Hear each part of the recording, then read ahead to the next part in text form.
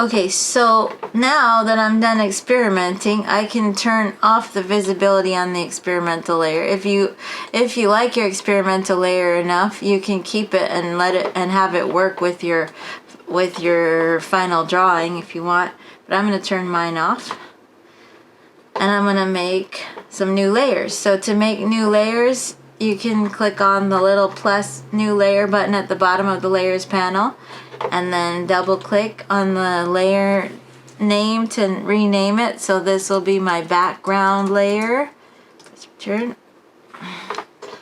And so you might start with a background layer, a mid-ground layer, then I can click the plus again, or you can use the little options button on the layer panel, the top right, and choose new layer. That way there's also a keyboard shortcut there. What's that? Shift Command N or Shift Control N on Windows. And then you can type in the name. So this will be my mid-ground layer. And you can choose to color code your layer if you want, or just leave the defaults and then click OK. And then make my final layer for now. I probably will make additional layers just because I like to work that way, which you can too. I'm going to call this Foreground. Press return. So just to get you thinking about background, midground, foreground, and building a sense of depth, that's a good starting place. So I'm going to be on my background layer to start with, and I want to create maybe a sky in my background layer. I'm going to show you a fun shortcut in Photoshop. It's like it's so easy that you might feel guilty doing it, but it's okay for this assignment. So I'm just going to choose colors for my foreground, set a foreground color like maybe a very light blue color here. And then I'm going to choose on my background color, click on my background, choose a darker blue color, and click OK. And then I'm going to go up to Filter, and I'm going to go into Render, and then there are various imagery that you can render through Filter. I'm going to render clouds. So it combines the foreground and the midground color into this cloud formation. Then I might add some additional clouds of my own, so I'll just make a new layer, label it Cloud. And then I'll use my brush, oops, not my history panel, my brush preset panel, and I'm on my brush tool, and I might start with some kind of textural looking brush here, like something fluffy maybe there, and increase the size, maybe increase the spacing to add texture. Then I'll go into scattering, and let's see, scatter, and adjust the scatter up a little bit, the count up a little bit, count jitter, and then it's set to pen pressure, and the size is set to pen pressure in shape dynamics. So now I can take my pen and I can go maybe I want to make this color a little bit brighter white, so I'll click on the foreground, make it brighter white. Oh, I might also I have transfer on too, so let's make sure. So transfer's on, and I got opacity jitters, or not opacity jitter, I've got pen pressure control on for opacity and pen pressure control on for flow. So that should give me different levels of opacity when I paint. And now I'm just gonna kind of paint and maybe make my brush bigger with my bracket keys, and then I can kind of make some sort of cloud formation with a lot of texture to it. It's kind of like sponge painting.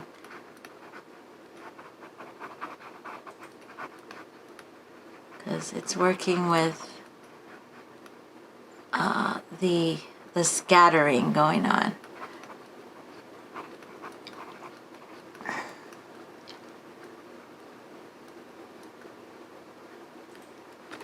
And let me just check my scattering. It's set to pen pressure too. So that gives me a lot of control. Okay, so I kind of like that cloud. If I mess up, I can always choose my eraser and maybe bring down the size of my eraser. There are some options in eraser that you can use the brush settings for too. Like the size is set to be controlled with pen pressure on my eraser. Oop, that's a very hard-edged eraser. So I'm going to undo that, Command Z, and go to a softer eraser. Maybe I could give my eraser some texture too, which would be helpful.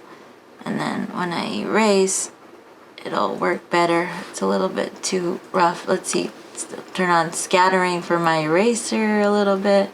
Let's go back to shape or brush tip and scattering, increase the scatter, increase the size jitter.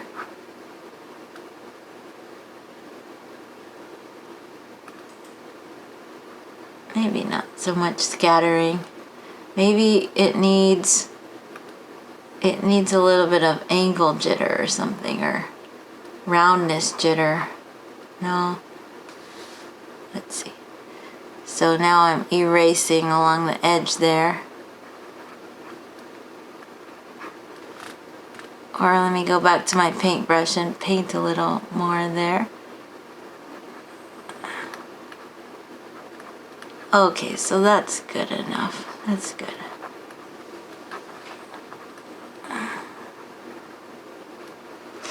Alright, so once I get this cloud how I want it, then I can duplicate this layer. So cloud, I can duplicate it by dragging it down to the new layer button. That's one way to duplicate a layer. And now I have a cloud copy, and I like to also use my move tool a lot in Photoshop. It's the tool here at the top left. It's kind of works like the selection tool in Illustrator in a lot of ways, but it's for selecting pixels. And I just drag out a duplicate, and right now I have for this tool, for the move tool, by default I have show transform controls checked on, which you might like, especially if you're used to Illustrator, because then you can scale. You don't want to, in Photoshop with working with pixels, you want to avoid having to scale images up larger than the actual size. Does anyone know why you want to avoid that usually? Because things get pixelated. So you might want to make things smaller rather than bigger. And then, let's see, if I try to click over here, yeah, then it'll switch here. And another way to duplicate is when I'm on my move tool, I can hold Option and drag out a duplicate. I can start arranging these. And also when I'm on my move tool, I have auto select checked on, so that when I click on a separate layer, it's automatically going to select that layer. If you uncheck auto select, then you have to use your layer panel as a remote control down here, and you won't be able to just click right on the layer to select a different layer. So you might want to have that selected for this type of work. And if you don't have show transform controls checked, then the way to transform the scale of a layer would be to select the layer and then hit Command T, which is the same as going to edit and then choosing free transform. Command T on a Mac, Control T on Windows, and then you'll have those transform controls then you can scale.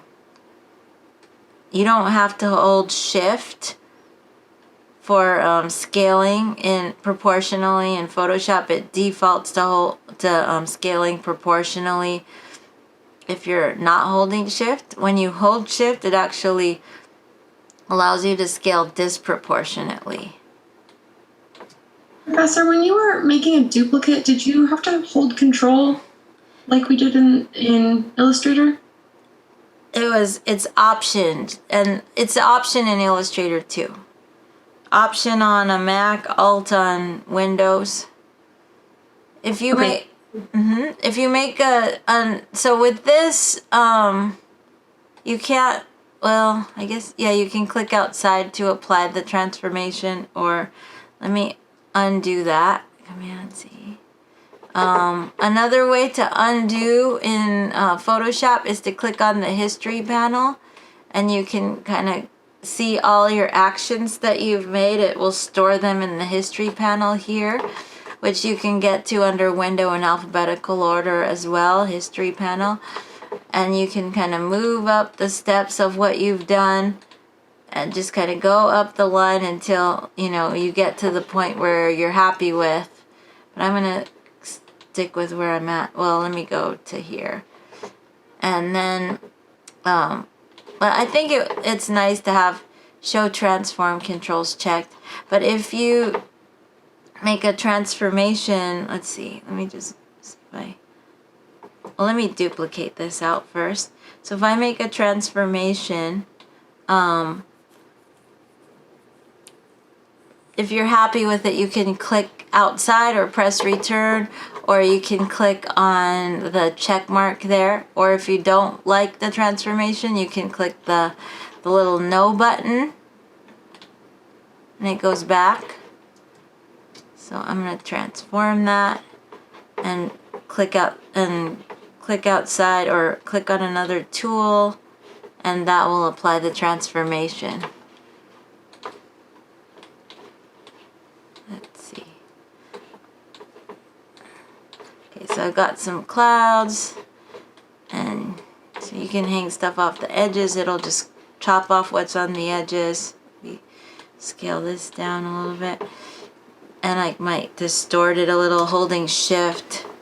Make that one look a little different in proportion, and press return to apply the transformation. Okay, I want to show you another tool you can use for this. These tools up here, these are the marquee tools. They let you draw out shapes in what we call marching ants that you can fill with pixels. So there's a rectangular marquee tool and an elliptical marquee. I'll start with the rectangular one. So maybe I want to add some stuff to my midground layer. And I'll draw out a rectangular marquee.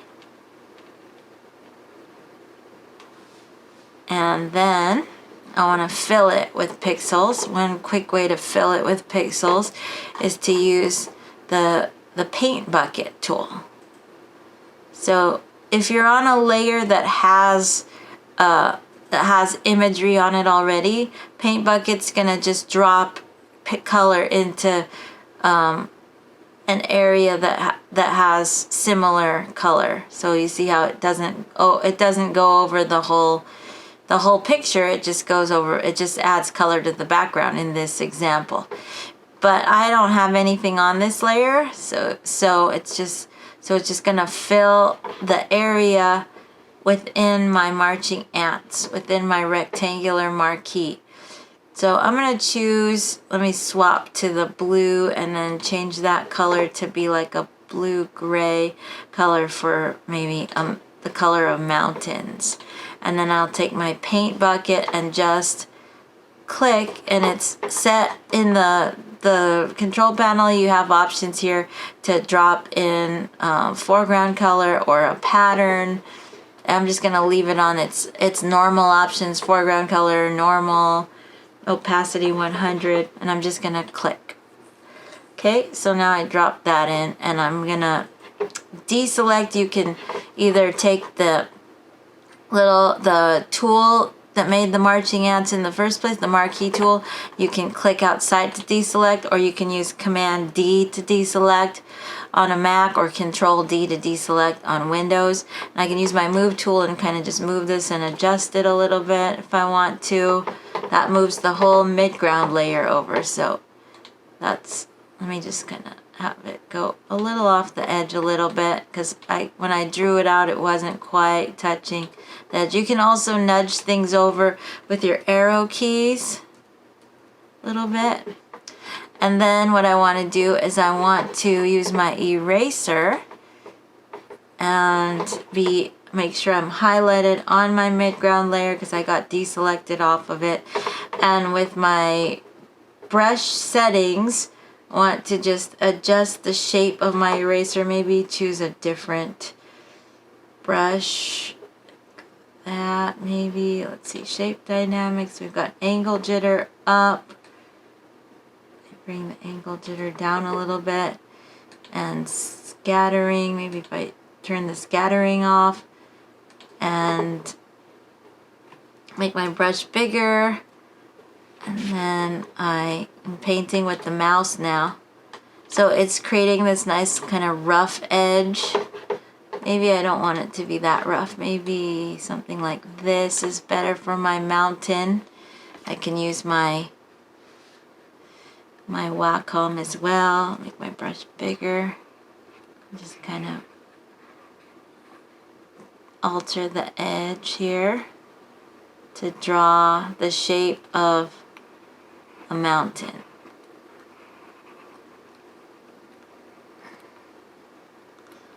Just kind of using my imagination here to draw the shape of a mountain. Okay. So then maybe I want in my foreground, or it still could be my midground, a body of water. So I'll take my marquee and actually, before I do that, let me just duplicate this mountain, because maybe I want to use it for a reflection. So I'm on my move tool and I'm going to hold down Option and drag out a duplicate. That's a quick way to make another layer. It makes another layer. I'm just going to call this, I'm going to double click this and call it Mountain Reflection.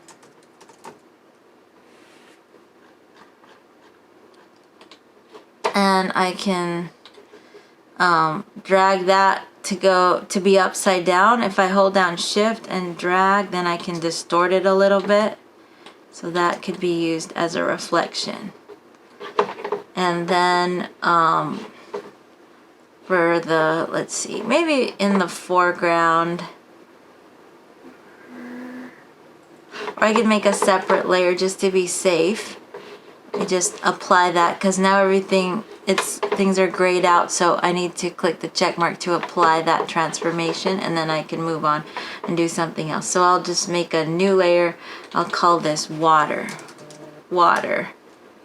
And then while I'm on my water layer, then I'm going to drag out the marquee again. And I'll turn off my mountain reflection for a second so I can see where my water might begin. And I'm just going to zoom out a little, and I used Command minus to zoom out, and I'm going to just click and drag.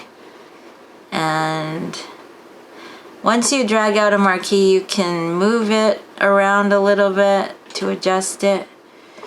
And then now I've got the marquee, so this time maybe I want to add, instead of paint bucket, let's try gradient. So underneath paint bucket, if you click and hold on it, actually it's above, so you might see gradient and not paint bucket, because gradient is on top, but I was on paint bucket before. So just keep in mind that gradient and paint bucket are on the same button here in Photoshop. So I'm on gradient now, and by default it's gonna create a gradient that uses the foreground and midground colors, but you can change that in the options in the control panel here. If you click the drop down, you can choose some some different gradient presets, or you can click on the gradient color slider or color spectrum there, and then you can create your own gradient. So you can add stops here and change the color by clicking on color. Maybe choose some different blues in there, click, and maybe some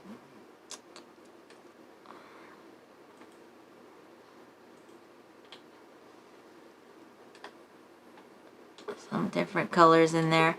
And then you can also change the opacity of your gradient. If you choose the opacity stops are on top, so you can click on a stop and alter the opacity there, or you can add opacity stops and then alter the opacity on the added ones. And then you can always select a color stop and click delete if you want, and change how the gradient is blending. Maybe this opacity is too dramatic. I'll bring it higher, and then I'll say okay. And then I can draw out gradient with my gradient tool, and there are different options for the style of the gradient here. So the first one is linear.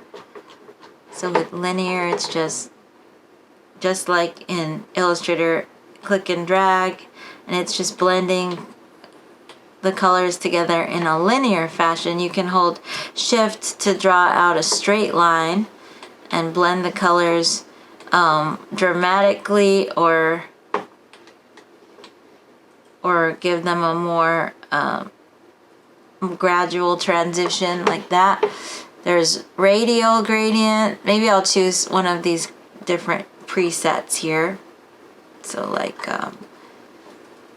this one here. And then I'm gonna draw out radial, where it's like everything's radiating, color is radiating around itself. And then there's this one that looks like the top of a cone. It's called angle gradient. You can draw out. And there's one that looks kind of like a cylinder. It's called reflected gradient. I'm just clicking and dragging. It kind of makes a cylinder effect. And then there's the one that looks like a diamond gradient. Click and drag, and it draws out diamond shapes with the color. You can play with those different gradients. But I guess, let's see, I'll go back to, I'll try, this one's kind of nice, and then I'll alter it and do a little opacity change in there. Say okay. But now I need to erase everything for this to work. So I'll use my eraser, make a gigantic eraser. Maybe just kind of swish across here. Yeah, well, it's erasing everything. And then go back to my gradient, and then I'll try the linear. Well, maybe cylinder was good. I call it cylinder. It's not. It's called, what's it called? It's called reflected. Let's see. I'm going to hold shift and draw out reflected gradient. But I want to see more of the sky in there, so I'm going to use my eraser and bring down the size on that. And what's it doing? It's got angle jitter on. Maybe take off angle jitter and just kind of. Oh, I probably want eraser to be. I'll bring down the opacity on my eraser, which I could do from the control panel. You can experiment with changing the opacity. And then I guess transfer also. I can turn on pen pressure for opacity and flow. And then I want to just kind of erase, kind of go side to side. Oh, but let me bring up my opacity again for the main opacity at the control panel, and then kind of just draw side to side here. So I'm kind of erasing a little bit in the gradient so that a little bit of the clouds will show through in the water like it's reflecting. And then I want to also turn on my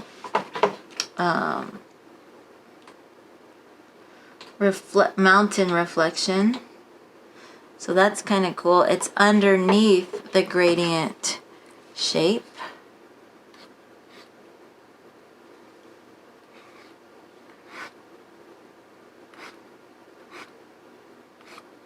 Why is it? It looks like it's painting now, rather than erasing. Why is that? Mountain. Oops, because I was accidentally highlighted on my mountain reflection, and I was thinking I was erasing the water, but I was erasing the mountain reflection. So that's why I got confused. But thank goodness for the history brush, because then I can go up the ladder a little ways to bring back my mountain. Let's go back up. Layer visibility.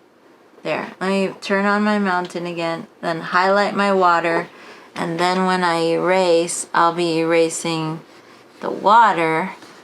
Maybe go back to my brush settings and maybe choose a softer brush. Make it bigger. I kind of want to draw side to side in a kind of straight line to create the feeling of water.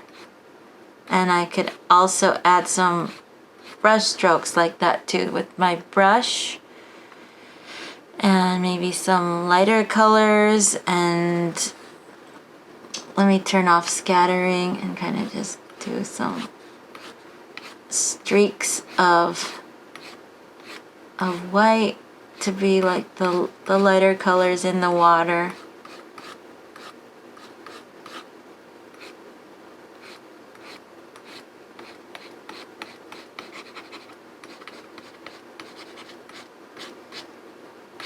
Okay, but we need to get to some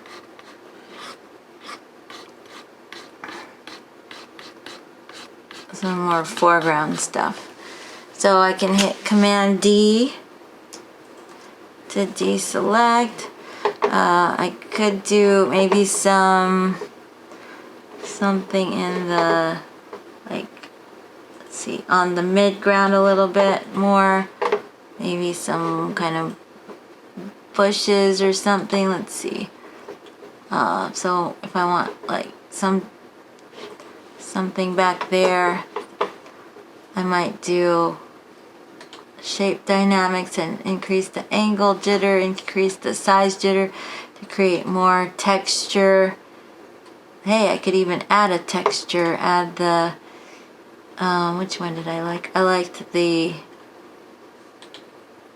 grass maybe, and scale it down a lot, and then transfer, maybe not transfer, I'll turn that off, but color dynamics will be good, because then I could choose a different foreground color for like a bush color, and then a background color. I'll make that the lighter color, and then try painting with that. And this is going to be in my midground. Make my brush bigger.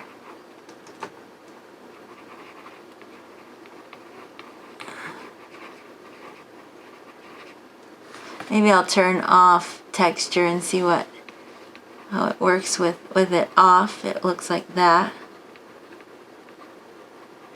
Maybe save texture for the end. So make my brush bigger.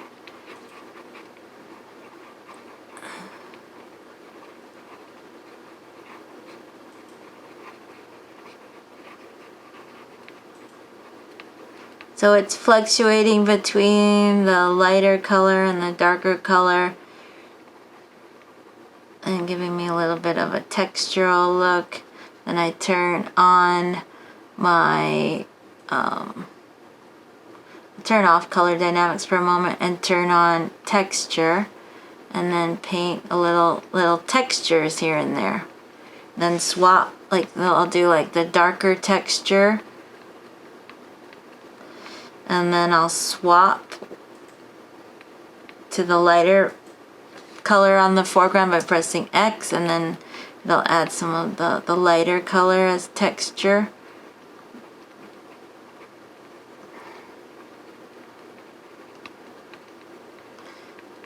Okay. Alright, and then if I want something in the foreground, I could do, let me go to my foreground layer. I could do some blades of grass, so I can go to my brush tip shape and choose the blades of grass. I'm gonna uncheck, let's see, I wanna uncheck brush pose and uncheck texture, and go in, and I wanna make sure that my angle's up right here. Shape dynamics, I've got some angle jitter on. Let me just adjust that a little bit. Maybe the color dynamics might be interesting to put some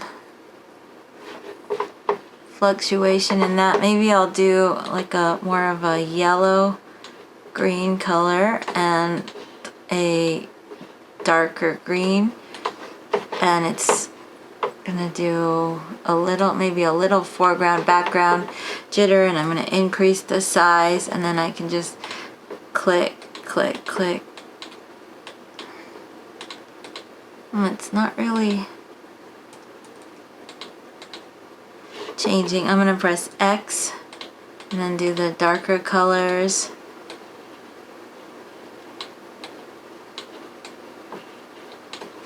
Maybe if I use my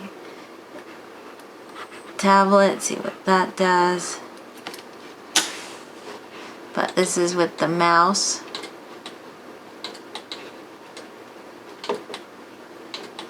So foreground, midground, background.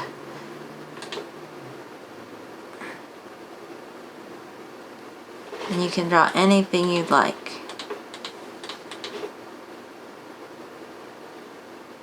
Oh, let me do one more thing. Let me show you.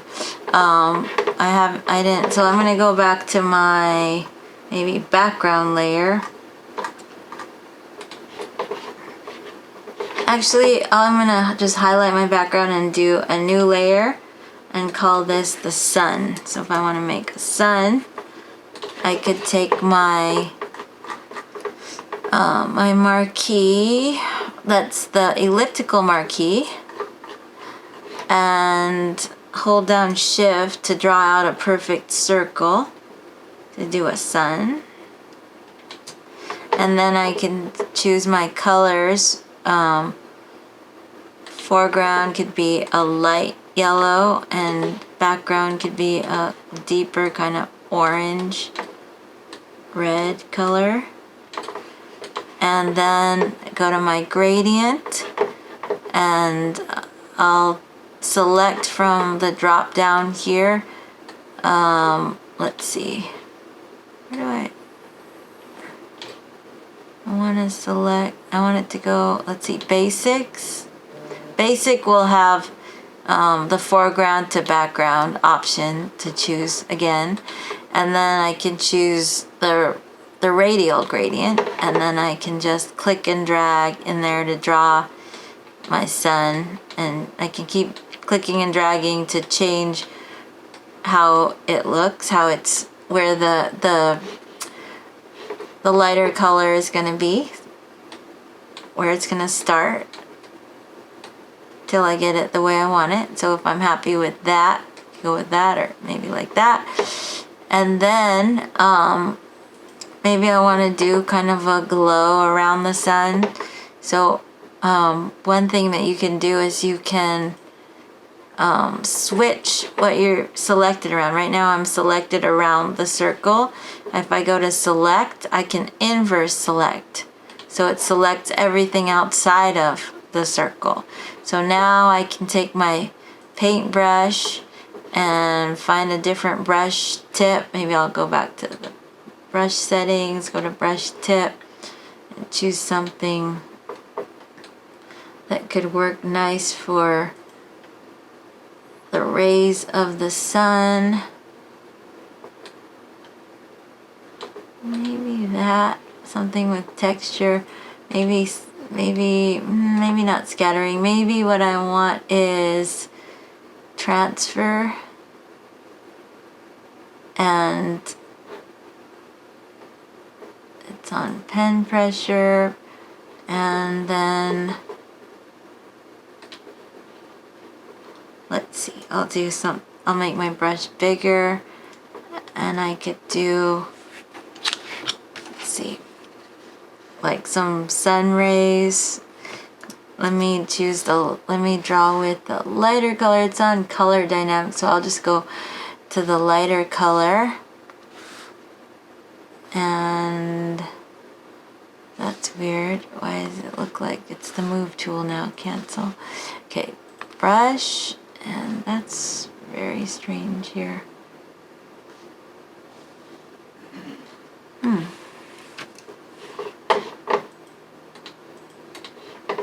Okay, so I'm painting with the mouse now, but I'm gonna undo that and paint with my pen. Okay, there we go. So now, because I'm using my pen, it's working with pen pressure on opacity and flow. So I can kind of draw out some rays of the sun and experiment with that. Maybe something a little smoother, just like a smooth color.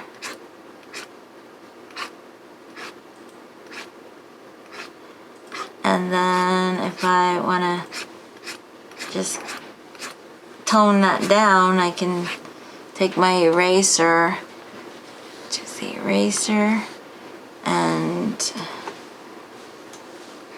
kind of erase here and there.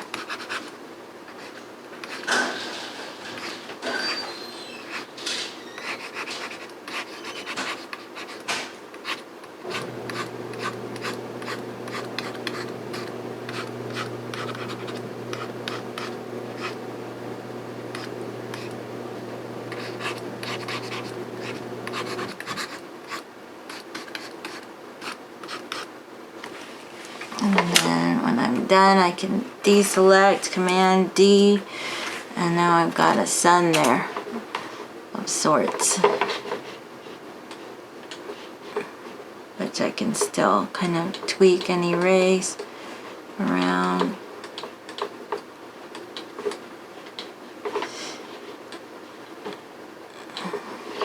I can put the sun, I'll have the sun be a reflection too by option dragging it and then putting it down in the water.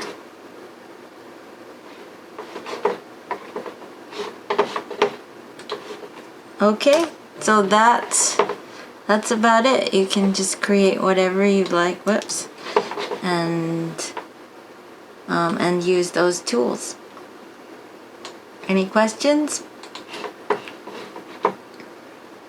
Sun copy. Oops. This is what can happen to you. Notice how I'm trying to select the sun now, but it's behind another layer. That's when you want to uncheck auto select on your move tool, and then I can just use my layer panel as a remote control to isolate a certain layer. So I want to isolate this one called sun copy and just adjust its position a little bit. And then go back to the sun, and then erase a little bit with the eraser, maybe bring down the opacity, and use my pen and erase here and there. Tone that down. See if I could even erase a little bit on the sun itself to tone it down.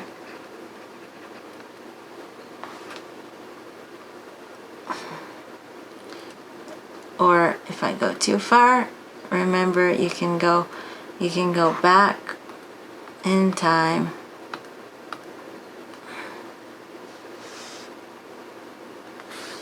Alright, so you just save that and you can turn that in. Oh my goodness, did I forget to save?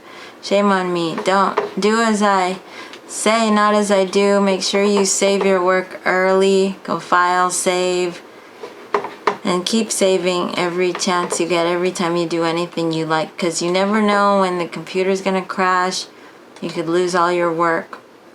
I've seen it happen with this exact assignment to a student. I'm lucky it didn't happen to me just then. So I'm gonna put that in my folder for the class and save, and then you just go to Canvas and go to assignments and click on exercise 4, click submit assignment, and upload the file. Actually, wait, choose file, and then choose it.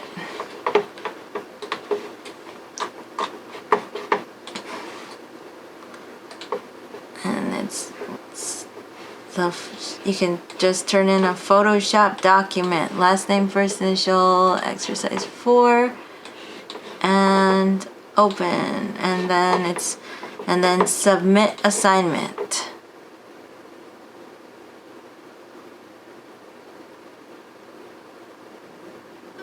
Okay, so it looks like it's taking a little time. Any questions? No questions? Okay. Thanks everyone for hanging in there till the end. That's a wrap for today. Let's just... You're welcome. And I'm waiting for the confetti party, but I'm not seeing it. Oh, there's the confetti. Yay. Okay, that's a wrap. Thanks everyone.